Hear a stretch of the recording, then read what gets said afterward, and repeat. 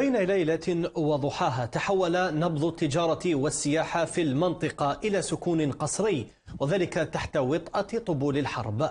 لم تكن الحرب الدائرة في إيران مجرد صراع عسكري محدود، بل زلزل وضرب شرايين الاقتصاد العالمي. فأيضا من سماء نلاحظ غيرت محركاتها مع خسائر سياحية إقليمية تجاوزت نصف مليار دولار يوميا إلى بحار أصبحت الإبحار فيها مقامرة مكلفة، حيث ارتفعت بوالص التأمين واضطربت سلاسل الإمداد من مضيق هرمز وصولا إلى موانئ العالم الكبرى. نناقش أكثر تداعيات الحرب على القطاعات الاقتصادية مع ضيفنا محمد إبراهيم المصري، وهو مؤسس شركة بيزجيت كونسلتنسيز.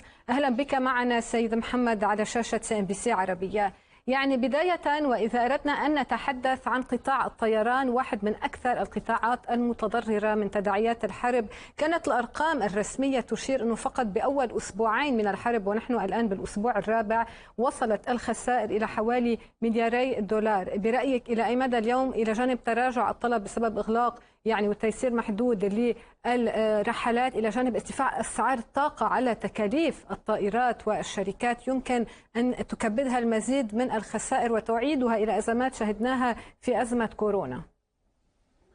تحياتي لك أستاذ سانتيا. أكيد نحن في وقت عصيب جدا بالنسبة لصناعة الطيران وصناعة السياحة السفر في منطقة الشرق الأوسط، منطقة الخليج بالذات.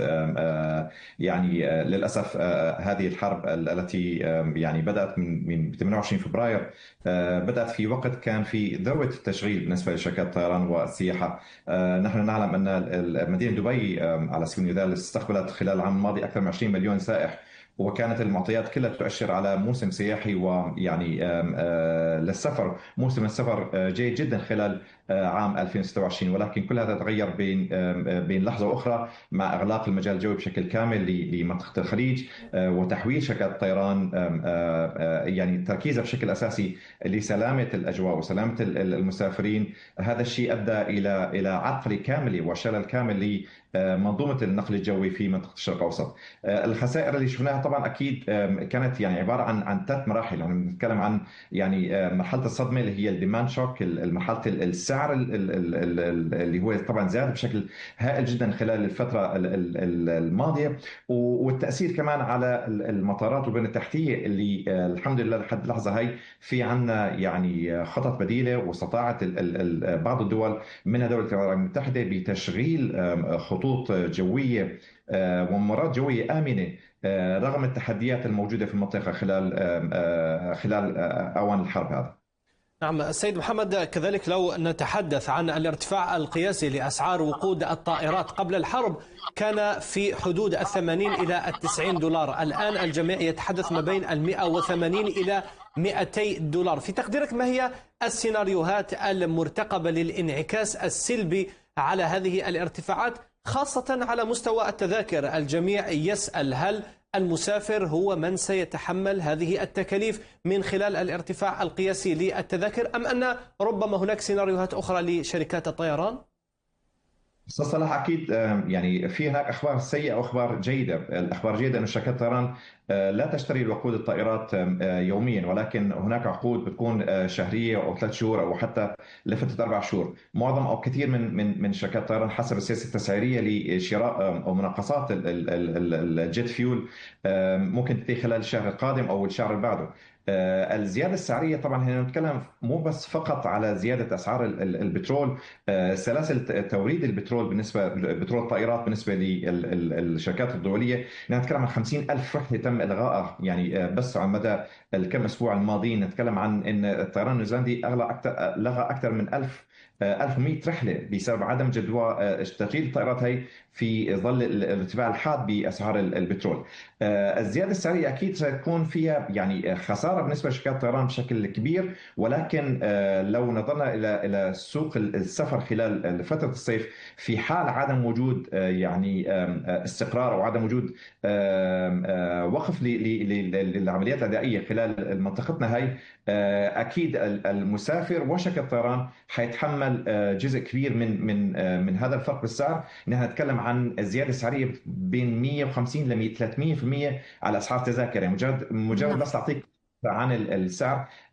تعبئة الطائرة 737 كانت ب $17,000، بينما حاليا زادت ل $27,000 بس. يعني فرق بين تعبئة الرحلة من 17,000 ل $27,000. لو تكلمنا عن تذكرة من دبي لعمان، حاليا بعض الأسعار كانت تذاكر ذهاب وعودة بين 1000 بين حدود $300 أو $400. نتكلم عن ما يقل عن $2000 من برحلة لا تقل عن ساعتين ونص 3 ساعات من دبي لعمان. كل هذه العوامل تجعل يعني المسافر وشركات الطيران خسارات، وحتكلف بالنسبه للعائلات وبالنسبه للتشغيل خلال فتره الصيف مبالغ كبيره جدا خلال هذه الفتره. نعم، ايضا من قطاع الطيران اذا اردنا ان نتحدث سيد محمد عن الشحن، ولا سيما ازمه ارتفاع تكلفتها للسفن، خاصه بظل يعني العراقيل الموجوده بمرورها، خاصه يعني في منطقه ان كنا نتحدث عبر مضيق هرمز او ايضا على صعيد المياه الخليجيه بشكل عام بسبب المخاوف من الاستهدافات. لاحظنا التكلفه للعديد من السفن كانت باكثر من 40% بيوم واحد. برايك ما هو النطاق المتوقع المستمر بزيادة تكلفة التأمين على الشحن ومرورها طبعا؟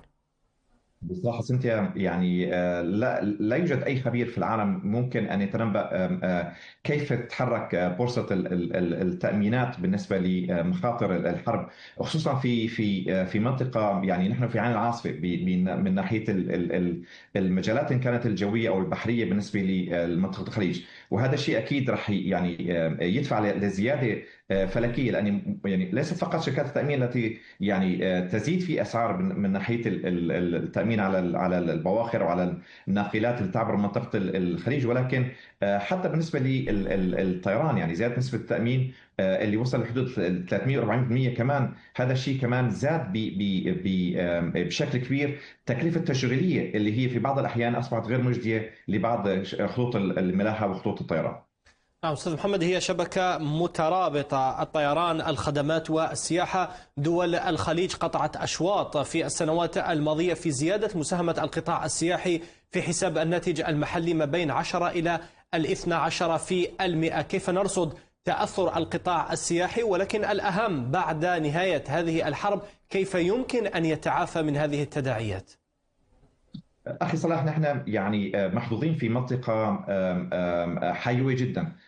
بنت منطقة الخليج على مدى 20 سنة ماضية براند عالمي معروف على مستوى العالم بجودة خدماته، بحداثته، بقدرته على استيعاب الصدمات. نحن يعني من قبل بخبرتنا بفترة أزمة كورونا، من قبل طبعا للأسف المشاكل الاقتصادية اللي كانت عصفت فيها المنطقة، ولكن كنا من كل صدمة نتعلم ونستطيع أن نتغلب على هذه الصعاب، وتبرد لنا فرص استثمارية وفرص يعني أخرى لمجال السياحة والسفر.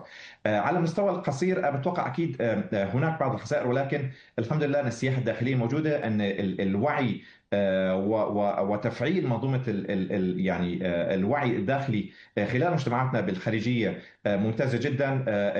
الأسعار التفضيلية اللي تم طرحها من عديد من الشركات الفندقية في منطقة الخليج العربية شجعت على السياحة الداخلية.